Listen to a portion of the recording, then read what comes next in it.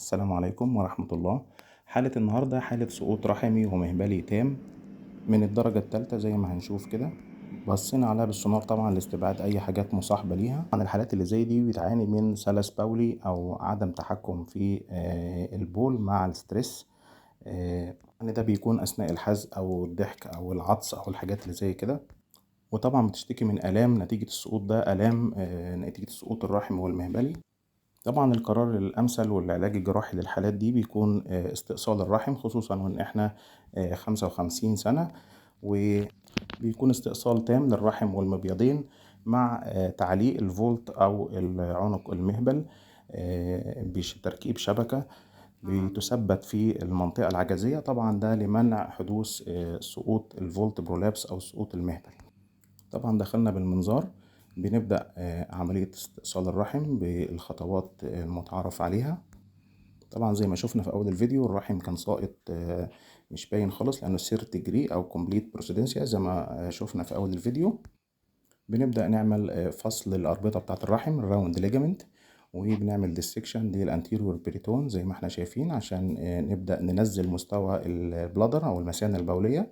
طبعا عشان لما بتنزل بتبدأ تاخد الاتنين يوريتر أو الحالب على الجنبين عشان يبقى بعيد عننا. بعد كده بنعمل فصل الانفانديبلو بلفيك ليجامنت، وده اللي بيكون في انتيرور ليفلت والسيرور ليفلت.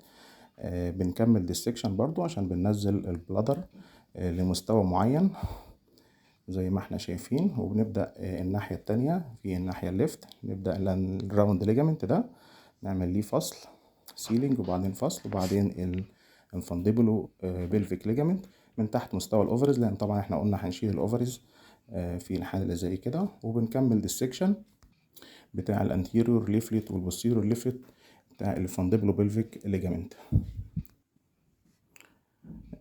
بعد كده بنبدأ بننزل مستوى البريتون طبعا من انتيرور من قدام ومن ورا.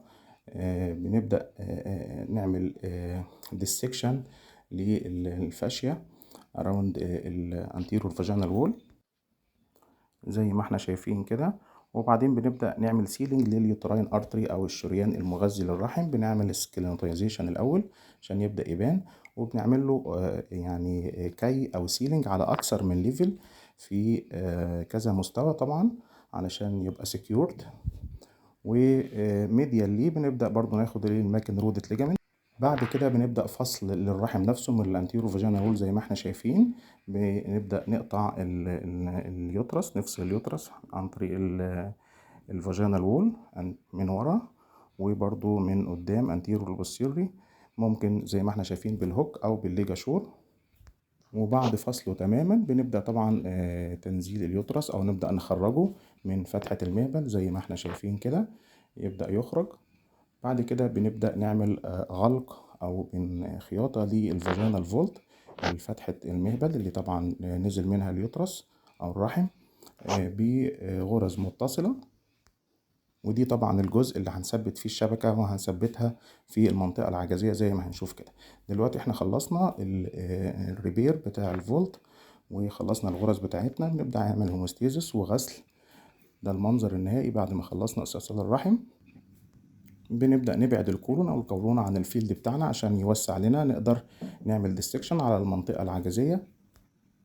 نبدأ نفتح البوستيريور بريتون أو البريتون الخلفي لمنطقة الحوض زي ما احنا شايفين كده from upward downward لغاية منطقة الفولت زي ما احنا شايفين. وبنعمل ديستكشن للتو ايدجز اللي احنا ماسكينهم علشان نبدأ نوصل للمنطقة اللي هي البري ساكرال. وطبعا احنا بنعمل ديستكشن بيبدأ يظهر اليوريتر او الحالب، وبتبدأ تظهر الالياك انترنال الياك فيزلز والاكسترنال الياك فيزل. طبعا انا التارجت بتاعي او الهدف بتاعي ان انا اوصل للمنطقة البري ساكرام دي بيكون فيها الميديان ساكرال فيزلز ومنطقة الانتيريور ميديان ليجامنت، ودي المنطقة اللي بنثبت فيها الشبكة. طبعا دي منطقة البري ساكرام وصلنا ليها.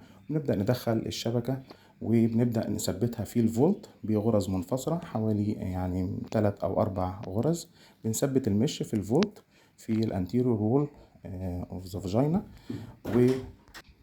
وطبعا بنثبتها بغرز برولين نون ابزوربابل وطبعا بيتأكد ان انا ما عدتش في الكافيتي في اليومن بتاع الفاجينا، ده هنبص عليه بعدين. بعد تثبيت المش او الشبكه بنبدا نثبتها في منطقه البريساكرم في الانتيريور ميديان ليجامنت. زي ما هنشوف كده بنثبت الشبكه ببرضو غرزتين او 3 غرز. بيكون التثبيت بتاعها بيكون في المنطقه دي كده.